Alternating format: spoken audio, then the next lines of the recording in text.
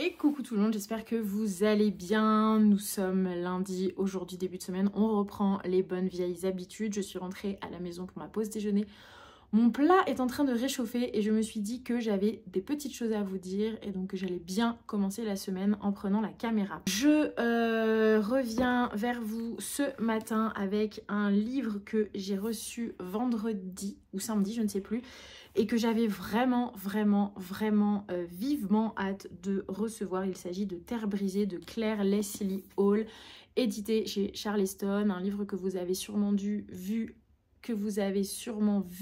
passer sur les réseaux sociaux.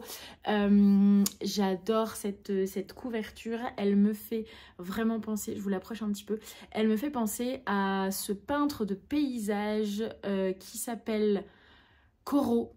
Jean-Baptiste Camille Corot, je crois. Je vous mets quelques toiles ici. Et quand j'ai vu la couverture, d'ailleurs c'est un peintre que j'adore, n'hésitez pas à me dire en commentaire si vous connaissez ces toiles. Mais quand j'ai vu la couverture de ce roman, j'ai tout de suite pensé à Corot. On est sur une histoire qui se déroule dans les années 70. Un homme est mort à la ferme, il est mort et tout ce que les gens veulent savoir c'est qui l'a tué. Au village, tout le monde le prédisait, le retour de Gabrielle Wolf n'apporterait rien de bon, tandis que Bess regarde l'homme qu'elle aime debout dans le box des accusés. Jugée pour meurtre, elle ne peut s'empêcher de penser qu'ils avaient raison. Elle avait 17 ans lorsqu'elle a rencontré Gabriel. Au cours d'un été intense, il lui a fait entrevoir une vie exaltante faite de littérature, d'amour et de mots d'esprit. Et pour elle, cette histoire d'amour durerait toujours. Hélas, à la fin de la saison, Gabriel est parti pour Oxford et c'est Frank qui a soigné son cœur brisé. Ensemble, ils se sont construits une vie à la ferme, une vie différente de celle qu'elle avait imaginée avec Gabriel, mais qu'elle adore. Ils étaient heureux jusqu'au jour où Gabriel est réapparu, faisant voler en éclats les certitudes de Bess. Avec l'attention d'un thriller, Claire Leslie Hall signe un premier roman magistral et universel sur l'amour, la trahison et le pardon. Terre brisée est envoûtant, délicat et puissant, lyrique, brutal et passionné. Je l'ai dévoré. Voilà un petit peu le résumé de ce roman. Marie Luciolin Books a marqué « Puissant, vibrant, passionné sont les maîtres mots de ce récit qui envoûtera du début à la fin ». Ça, ce sont les lectrices Charleston qui l'ont lu et dont on retrouve les avis à la fin. L'autrice excelle dans l'art de décrire l'intensité des sentiments. La narration oscillant entre passé et présent maintient une tension constante.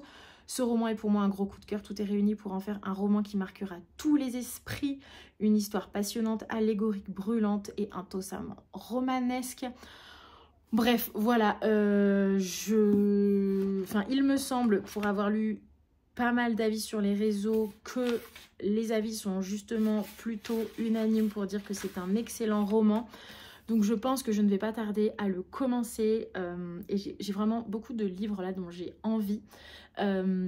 Et je pense que mes prochaines semaines de lecture vont être assez intenses parce que tous les livres qui s'accumulent dans ma palle et dont j'ai envie de faire une priorité sont tous des livres qui s'annoncent vraiment très bons.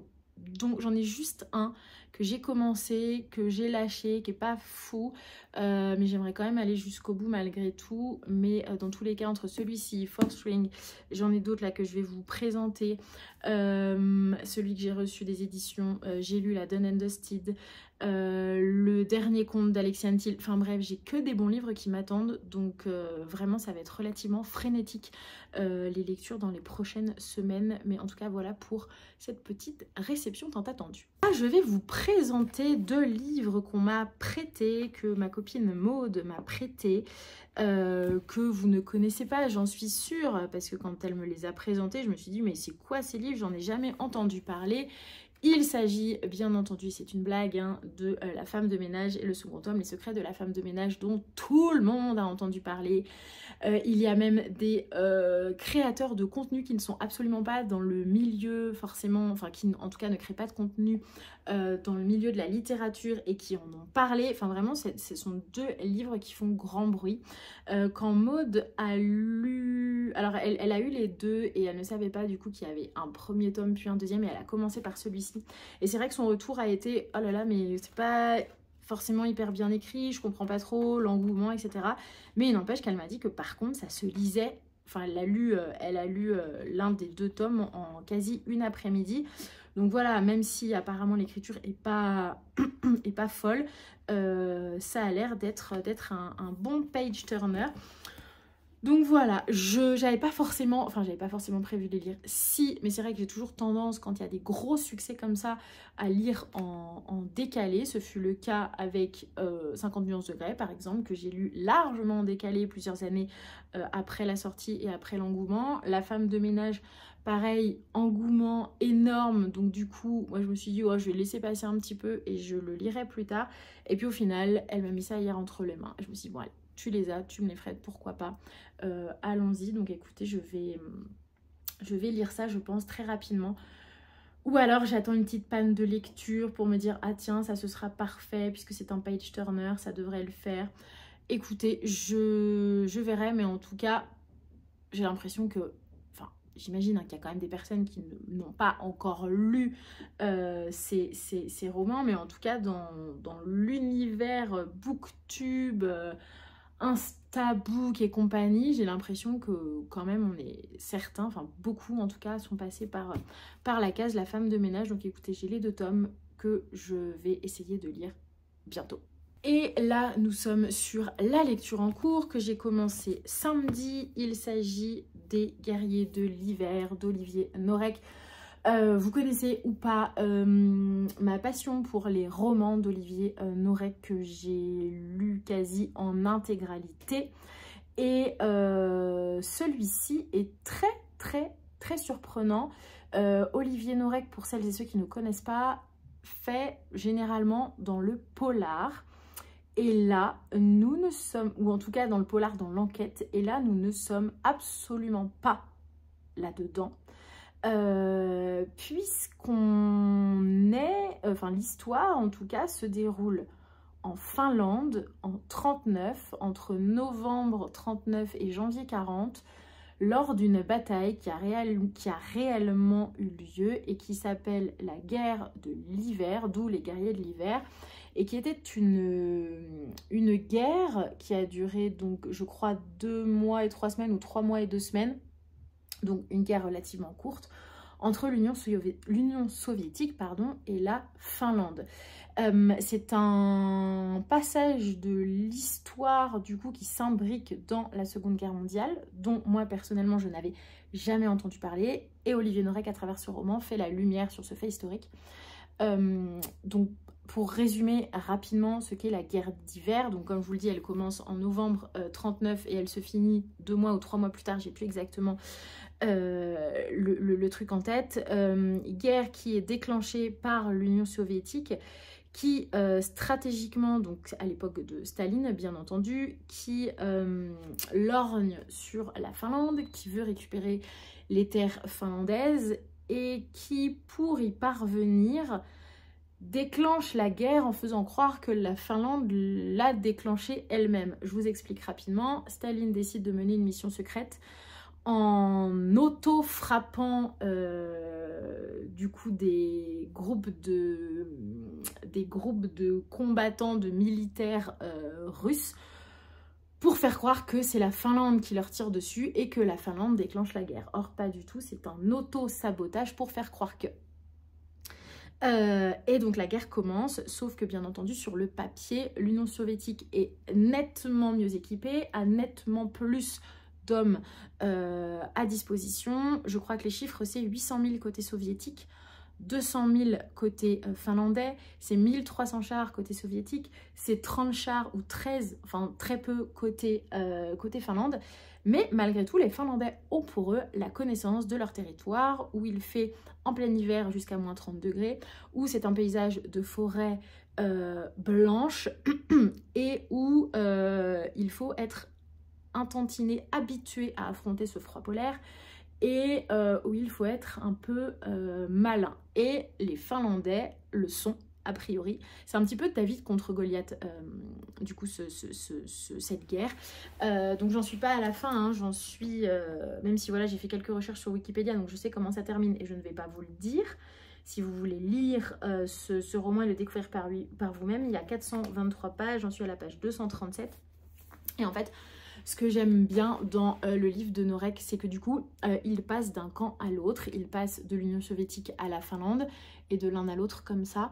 Et c'est surtout qu'il y a un personnage principal qui se dégage dans cette histoire qui s'appelle Simo, Simo qui a réellement existé, qui était appelé la mort blanche. On a un portrait de Simo juste ici, donc qui était un jeune homme enrôlé dans la guerre contre son gré, puisque forcément un matin il y a une mobilisation de tout le monde, hein, fermier, maréchal, ferrant, instit, etc. Enfin tout le monde du coup est mobilisé, peu importe le corps de métier, et il se trouve que ce Simo, par chance, s'est vu très jeune enseigner l'art de la chasse et l'art de l'usage du fusil par son père, et c'est un jeune homme qui est très doué là-dedans et qui est capable avec un fusil à recharge manuelle d'abattre 6 cibles sur 6, et qui du coup dans cette guerre va être un allié de choix. Et donc voilà, on va suivre un petit peu ce Simo et comprendre assez rapidement qu'il est vraiment un atout pour la Finlande. À l'issue du roman, vous avez aussi quelques photos d'archives, pareil, que je ne vais pas vous montrer. Quoi que si, je peux vous montrer Simo, oulala, qui a une tête pas, enfin une gueule cassée, hein. Désolée pour les âmes sensibles. Simo dans les années 60, donc il a survécu à cette guerre. Alors j'adore, j'aime beaucoup, même si je ne m'attendais pas, parce que comme je vous le disais précédemment, je n'avais pas vraiment lu le résumé, parce que je fais entièrement confiance à Norek, à son écriture et à sa capacité à nous raconter des histoires. Encore une fois, c'est assez impressionnant la façon dont il arrive à nous plonger dans une histoire qui a réellement existé. On a l'impression de lire un roman-reportage qui me fait penser à Entre deux mondes, où il avait aussi cette capacité en fait à nous offrir un roman quasi que j'avais appelé moi polar journalistique. Et là rebelote, c'est comment dire, on est sur une projection quand même compte tenu de l'actualité récente que vous avez sûrement suivie,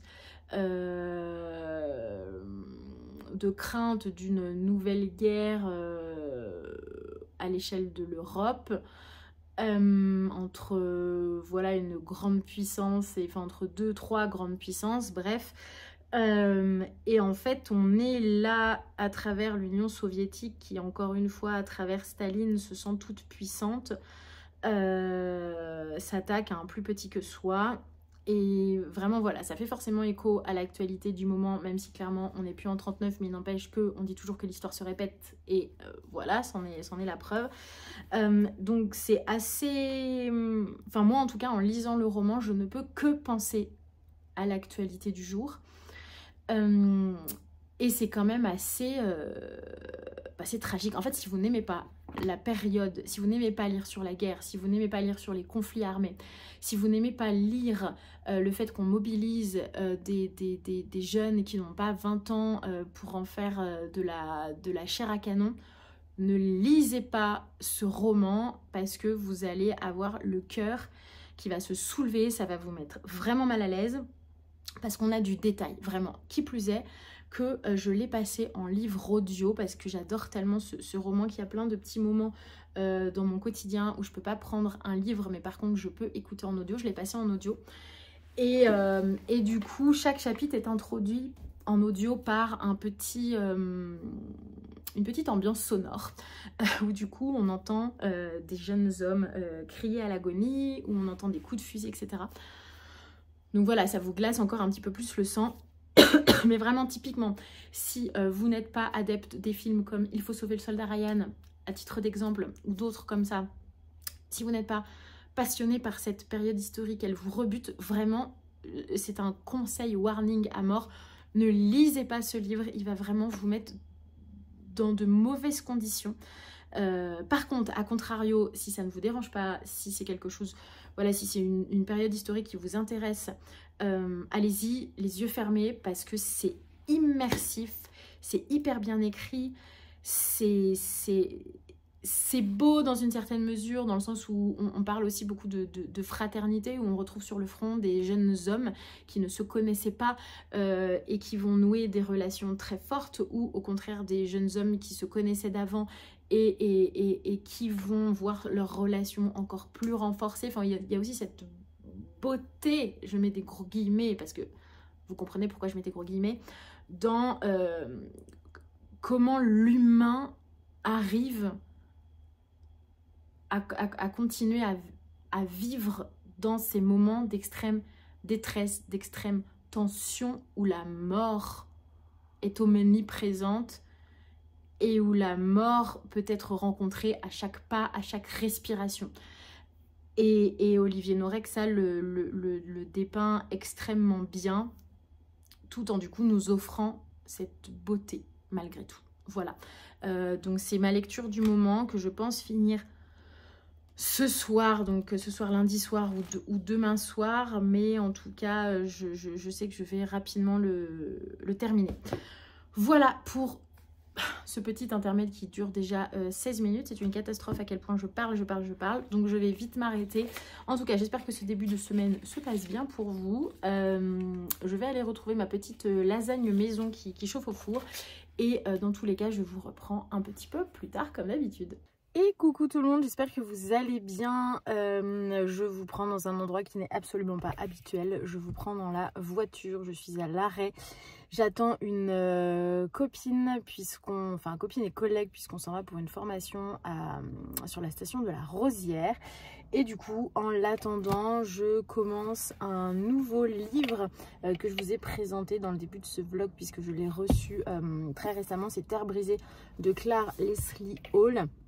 Je ne savais absolument pas quel livre j'emmènerais pour ces 2 petits jours et demi de formation, sachant que je ne vais pas forcément avoir beaucoup le temps de lire. J'ai longuement hésité, et au final j'ai jeté mon dévolu sur celui-ci.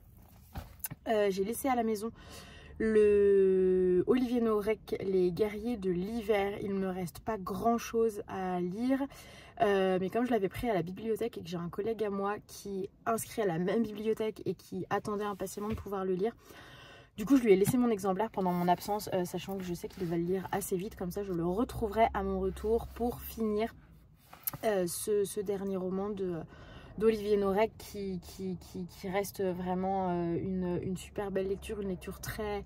Alors super belle lecture, c'est peut-être pas le mot, mais en tout cas une lecture très intense.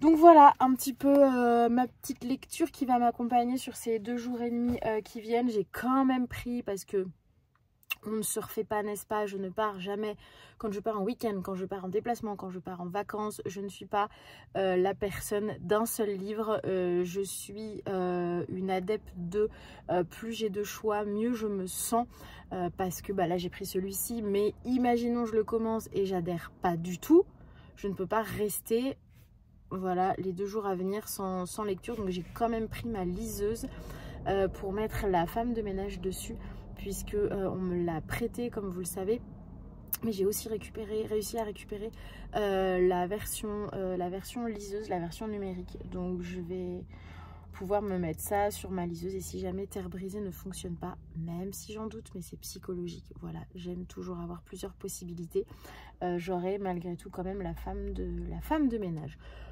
Voilà, peut-être que je vous ferai quelques petites images de la Rosière quand on y sera. Je connais pas du tout, je sais pas si vous connaissez cette station de ski, mais écoutez, on y va. J'y vais pour une formation sur la communication de crise. Je pense que ça va être relativement intéressant pour ma formation pro et pour mon métier de attachée de presse, et du coup ça va m'apporter, je pense, beaucoup de choses plutôt positives. Donc j'ai vraiment hâte, et c'est toujours hyper agréable aussi de rencontrer un petit peu ces homologues des d'autres destinations de montagne, et pouvoir parler avec eux, revoir un petit peu voilà leur retour d'expérience sur leur hiver en cours, sur les difficultés rencontrées. Enfin voilà, l'échange est toujours très intéressant et fait souvent bouger les lignes et bouger ses propres lignes. Voilà, donc dans tous les cas je vous retrouve à mon retour, ou peut-être que je vous ferai un une petite vidéo sur cette lecture commencée. En attendant, je vous souhaite une belle poursuite de semaine. Je ne sais pas si ça se dit, mais voilà, je vous le dis, une belle poursuite de semaine. À plus tard. Très mauvaise idée.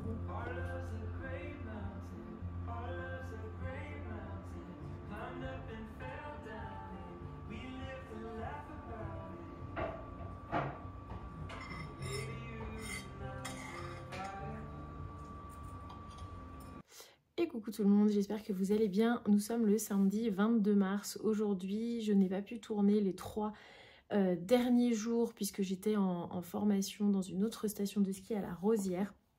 Formation hyper intéressante qui concerne du coup mon corps de métier, les relations presse, la communication. Et là, c'était une formation sur la communication de crise et c'était vraiment hyper passionnant avec un intervenant très intéressant, très formateur et somme toute très sympathique aussi, donc forcément ça ne gâche rien.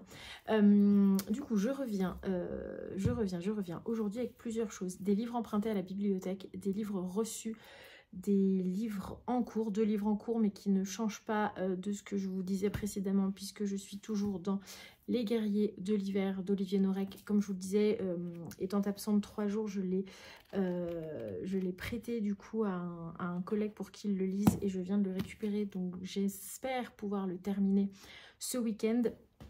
Également en cours, Terre brisée de Claire Leslie Hall, que vous avez sûrement dû voir traîner sur les réseaux sociaux.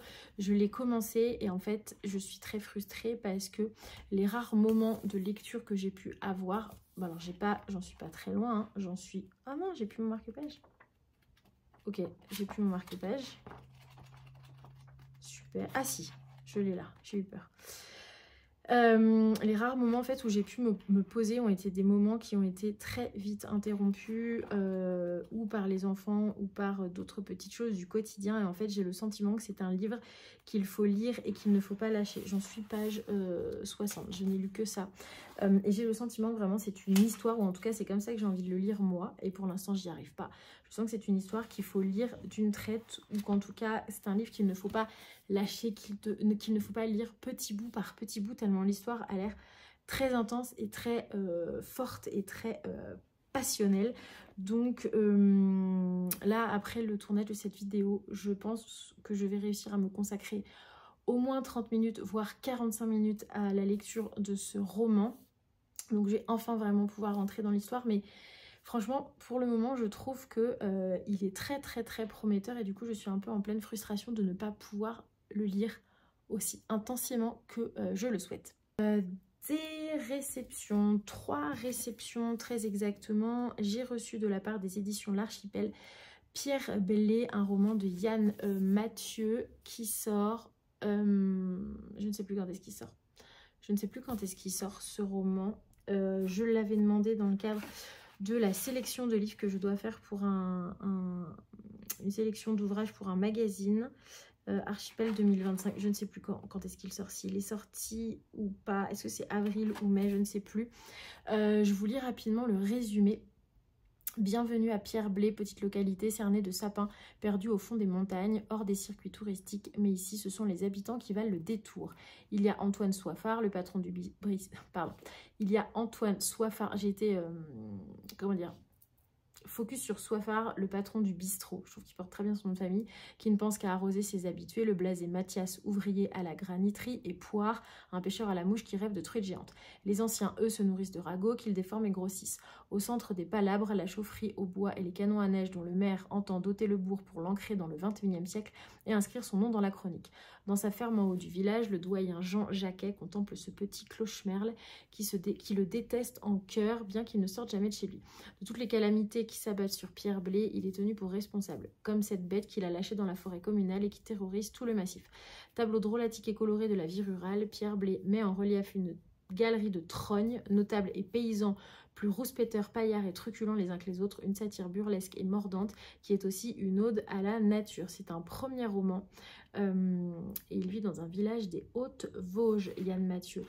J'avais très envie de le lire, ce roman, et potentiellement de le mettre dans ma sélection, puisque forcément ça fait, enfin quand j'avais lu le résumé, ça me faisait vraiment fortement penser à ce que à ce qu'on peut vivre ici, nous, en station qui se transforme en énorme station de sport d'hiver, l'hiver avec beaucoup de monde. On passe de, allez, on va dire à peu près 1000 habitants, nous sommes 1000 habitants à l'année à peu près, à quasi des fois 22 000, 23 000 personnes sur la station. Donc c'est vraiment, on passe du coq à l'âne.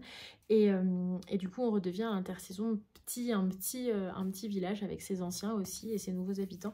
Et je me disais que j'allais peut-être retrouver des anecdotes ou des choses qui feraient référence à ce qu'on vit nous ici en station. Donc ça m'inspirait bien. Donc voilà, je vais le lire. Ils me l'ont également envoyé en numérique pour que je puisse le mettre sur ma liseuse. Mais voilà pour ce roman aux éditions L'Archipel, pardon. Autre réception que j'ai reçue hier de la part des éditions Hauteville, c'est un livre qui paraît le 5 mai 2025. Alors je pense qu'il y a une erreur parce que donc ce sont des épreuves non corrigées, Le chant des rivières englouties de Anne Liang, voilà, qui est comme ceci aux éditions Hauteville. Et c'est marqué apparaître le 5 mars, mais on a reçu comme un communiqué de presse où il était fait mention du 5 mai. Donc, ou alors j'ai mal lu, mais je ne sais pas. J'ai vraiment un doute sur la sortie. Il faudrait que je ressorte le communiqué de presse, mais il me semblait avoir lu le 5 mai. Ou alors c'est moi qui me plante royalement, ce qui est fortement possible aussi. Mais en tout cas, voilà. Donc merci beaucoup aux éditions Hauteville de nous faire découvrir des romans en avant-première. Je ne sais plus, en fait, à chaque fois que je reçois des formulaires sur lesquels on peut demander des romans de différentes maisons d'édition, en fait, je ne note jamais ce que je demande, ce qui fait que je ne me souviens plus quand je reçois si c'est un livre que j'ai demandé, si on l'envoie à la sauvage, entre gros guillemets, et celui-ci, je ne me souviens plus. Toujours est-il que je suis bien contente de découvrir ce roman. Alors, je ne vais pas vous lire le résumé puisqu'il est vraiment très long.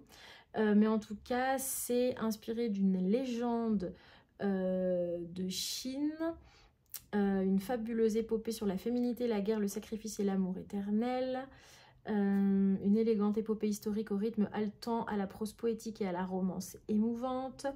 Après avoir publié des romans young adultes, cette autrice de best-seller du New York Times signe avec ce roman une fiction historique époustouflante. Voilà à peu près ce que je peux vous en dire, mais je vous en reparlerai quand j'aurai commencé la lecture. Donc voici pour cette réception de la part des éditions Hauteville, et une réception qui date d'aujourd'hui et qui est un beau bébé. Il s'agit du dernier Kate Morton, L'Enfant du Lac, aux éditions Archipel.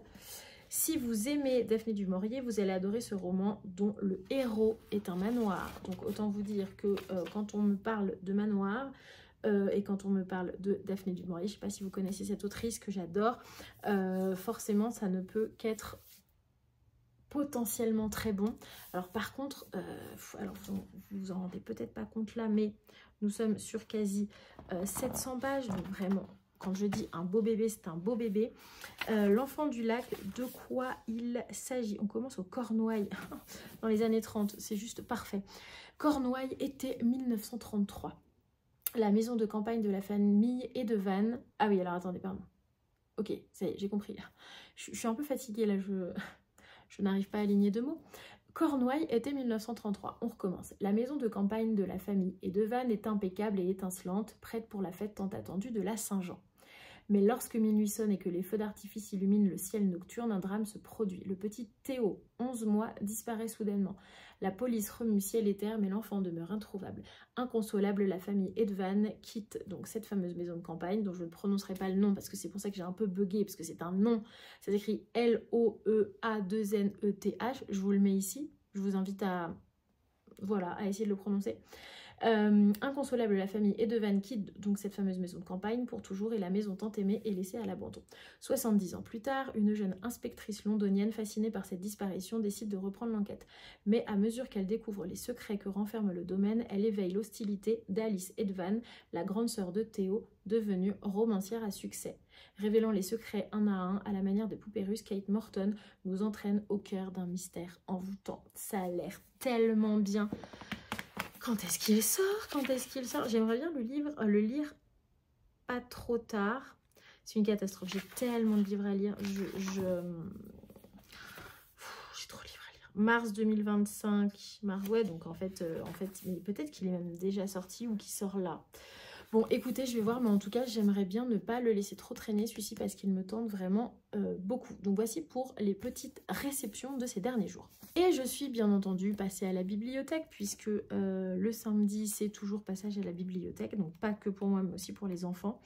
Et j'ai écouté plusieurs interviews dernièrement de Joël Dicker. Je l'ai déjà dit, mais je trouve que c'est un bon client, comme on dirait dans la presse, quelqu'un qui se laisse très bien interviewer et qui est très à l'aise avec le micro, avec la caméra et qui a un verbe, un flot de parole qui est hyper agréable à écouter et qui a 1 milliard de choses très intéressantes.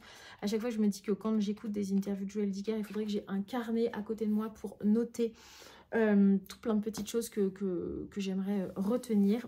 En tout cas, il a dans quelques interviews parlé de son premier livre qui est une nouvelle qu'il a écrit à l'âge de 19 ans et que je n'avais jamais lu et que j'ai trouvé à la bibliothèque. Il s'agit du livre Le Tigre, donc de Joël Dicker.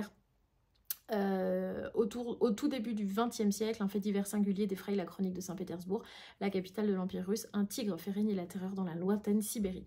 Il décime les troupeaux et massacre les villageois. Rares sont les voyageurs qui échappent à ses assauts. Voilà, je vais m'arrêter là sur le résumé, parce que peut-être que vous le connaissez sûrement, mais c'est que le résumé est un peu long, donc je ne vais pas non plus vous lire tous les résumés de tous les livres, parce que sinon après ça fait une vidéo vraiment très très longue. En tout cas, c'est une petite nouvelle qui fait combien de pages?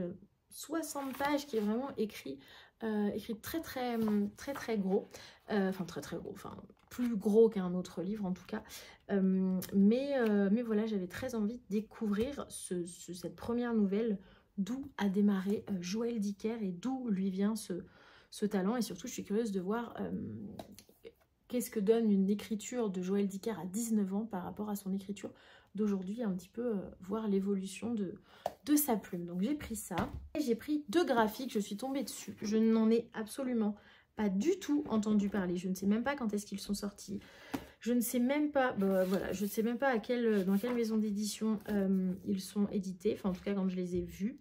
Là je vois que c'est la maison d'édition Marabule, que je ne connais pas du tout, mais c'est surtout que je les ai vus sur la table tous les deux, et vous le savez, les romans graphiques chez moi, c'est avant tout un petit coup de cœur pour le dessin, pour le trait, pour le remplissage aussi de couleurs. Et là, ces deux-là, j'ai vraiment eu un petit coup de cœur visuel et je me suis dit, il faut que je les prenne.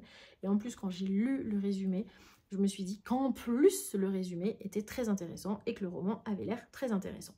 Je vous présente donc, sans attendre, Terre ferme, édité chez Marabule, d'Aurélie Castex et Élise Gruau. Voici le petit bébé avec beaucoup d'aquarelles. Je vous lis le résumé et vous allez comprendre pourquoi ça me parle si vous avez vu ma précédente vidéo où je vous dis que les questions environnementales m'intéressent de plus en plus, depuis de nombreuses années, mais je ne sais pas pourquoi, là j'ai un espèce d'élan où j'ai envie de m'y intéresser, j'ai envie de signer plein de pétitions, j'ai envie de m'investir, j'ai envie de... Enfin bref, voilà. J'ai envie de faire plus que ce que je ne fais déjà. Donc, je disais que voilà, toutes les questions environnementales en ce moment m'intéressent et j'ai envie de un petit peu plus m'investir et faire plus que ce que je ne fais déjà. Et quand j'ai lu le résumé de ce roman graphique, je me suis dit que c'était vraiment parfait, c'était pile poil dans le sujet. Je vous lis rapidement. Et si c'était la révolution qu'on n'espérait plus? Xavier et sa sœur Emmanuelle, enfants et petits-enfants d'éleveurs laitiers, racontent l'aventure du passage en bio de leur ferme.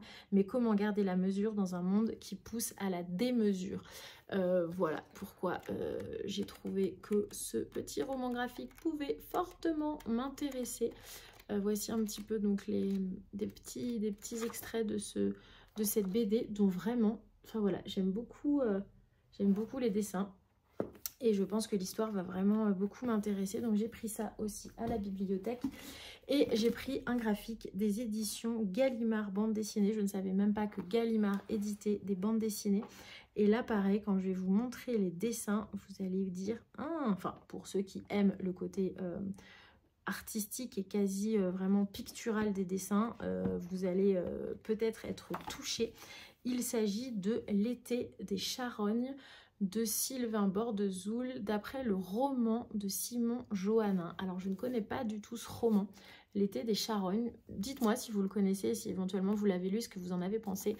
J'essaye de vous montrer un petit peu les dessins. Donc voilà, on est vraiment quasi sur, ouais, sur des mini tableaux. C'est très pictural et du coup je sais pas, j'ai été vraiment touchée par ces dessins comme ça et je me suis dit que vraiment j'allais prendre beaucoup de plaisir à lire ce roman graphique.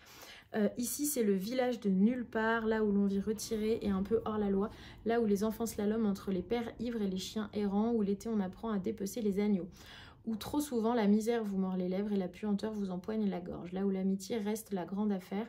Un jour pourtant il faut partir, affronter le monde pour tenter d'échapper à cette enfance pleine de terre et de sang qui vous colle à la peau. Dans une première bande dessinée à la beauté saisissante, Sylvain Bordezoul raconte une adolescence âpre et intense au cœur de la France des invisibles.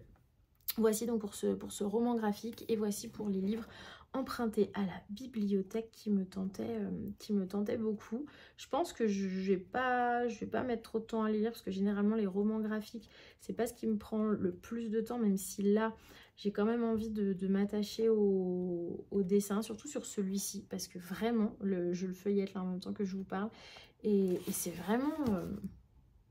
je sais pas, j'aime beaucoup ce genre de roman graphique. Je trouve qu'on sort vraiment de la BD traditionnelle et on est vraiment sur de l'art quoi en fait. Mais en roman graphique, en livre, et ça c'est génial. Voilà ce que je voulais vous dire pour cette vidéo. Je vais m'arrêter là parce que je suis à 17 minutes et qu'il me semble avoir déjà 25 minutes de vidéo, donc je ne vais pas non plus m'éterniser plus que ça. J'espère que vous avez passé une bonne semaine, en tout cas de votre côté. N'oubliez pas de lisez, très important.